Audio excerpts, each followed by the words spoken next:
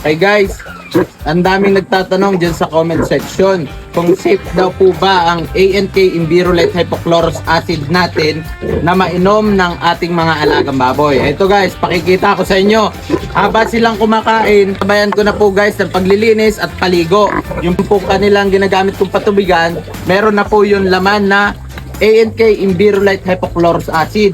Kaya sa tuwi po ako naglilinis ng aking mga alagang baboy, sabay na po silang naliligo, may halo na pong ANK Envirolite Hypochlorous Acid.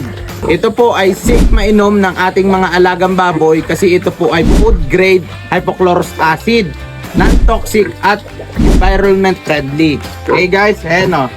Makikita nyo ang alaga natin. Healthy. Mga buntis na guys, pero ayan o.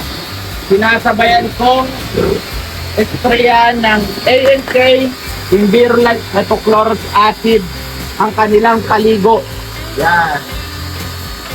Ito po ang diskarte ko dito sa aking mga alagang baboy. Habang nagpapaligo, habang naglilinis sa kanilang kulungan, lalagyan ko na rin po ng ANK Envirolite Hypochlorous Acid ang kanilang patubig.